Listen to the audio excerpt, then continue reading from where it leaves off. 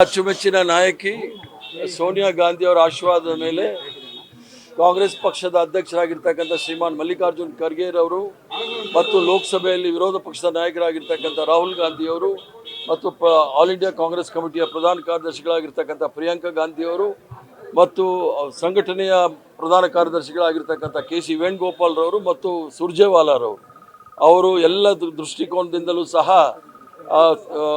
ನೋಡಿ ಈ ಕರ್ನಾಟಕ ಪ್ರದೇಶ ಕಾಂಗ್ರೆಸ್ ಕಮಿಟಿಯ ಅಧ್ಯಕ್ಷರಾಗಿ ನನ್ನನ್ನು ನೇಮಕ ಮಾಡಿರ್ತಕ್ಕಂಥದ್ದು ನನಗೆ ಭಾಳ ಸಂತೋಷದ ಸುದ್ದಿ.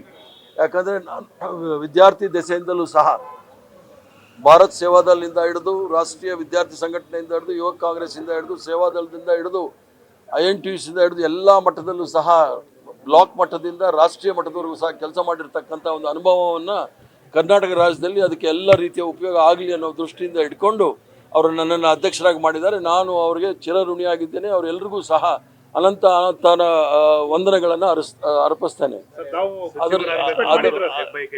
ನಾನು ಯಾವತ್ತೂ ಸಹ ಸಚಿವ ಸ್ಥಾನಕ್ಕೆ ಹೋಗಬೇಕು ಅಂತ ಹೇಳಿಲ್ಲ. ನೀವು ಓದ್ಸಲಿ ನಂದೆಲ್ಲ TV ಚಾನೆಲ್ಗಳಲ್ಲಿ ಅದರಲ್ಲೂ ಸಹ ಇರ್ಷಾದ್ ಅಂತ ಹೇಳಿ ಒಬ್ಬರು ನನ್ನ ಇಂಟರ್ವ್ಯೂ ಮಾಡಿದ್ದು ಅದ್ರಲ್ಲಿ ಭಾಳ ಸ್ಪಷ್ಟವಾಗಿ ಹೇಳಿದ್ದೇನೆ. ನಾನು ಅಧಿಕಾರಕ್ಕೆ ಇರ್ತಕ್ಕಂಥವನಲ್ಲ.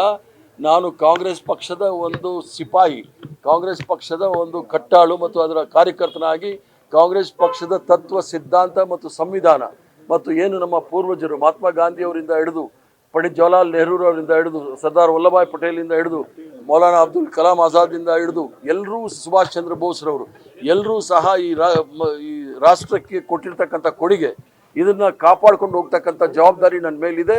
ಇದನ್ನು ಮುಂದಿನ ಪೀಳಿಗೆಗಳಿಗೆ ಏನು ನಮ್ಮ ಪೂರ್ವಜರು ಸ್ವತಂತ್ರ ಹೋರಾಟದಲ್ಲಿ ನಮಗೆ ಕೊಟ್ಟು ಹೋಗಿದ್ದಾರೆ ಅದನ್ನು ಭಾಳ ಭದ್ರವಾಗಿ ಸುಭದ್ರವಾಗಿ ಮುಂದಿನ ಪೀಳಿಗೆಗಳಿಗೆ ಕೊಟ್ಟು ನಾವು ಮುಂದೆ ಹೋಗಬೇಕಾಗತ್ತೆ. ಆದ್ದರಿಂದ ಬಹುದೊಡ್ಡ ಜವಾಬ್ದಾರಿ ಇದೆ. ಏನು ರಾಷ್ಟ್ರ ಕವಲು ದಾರಿಯಲ್ಲಿರೋ ಸಂದರ್ಭದಲ್ಲಿ ಏನು ನಮ್ಮ ಪೂರ್ವಜರು ಈ ರಾಷ್ಟ್ರಕ್ಕೆ ಮತ್ತು ಈ ಜನಸಾಮಾನ್ಯರಿಗೆ ಭಾರತದ ಪರಿಕಲ್ಪನೆಯನ್ನು ಕೊಟ್ಟಿದ್ರು ಅದನ್ನು ಭಾಳ ಸುಭದ್ರವಾಗಿ ಅದನ್ನು ಮುಂದಿನ ಪೀಳಿಗೆ ಕೊಡ್ತಕ್ಕಂಥ ಜವಾಬ್ದಾರಿ ನಮ್ಮ ಮುಂದೆ.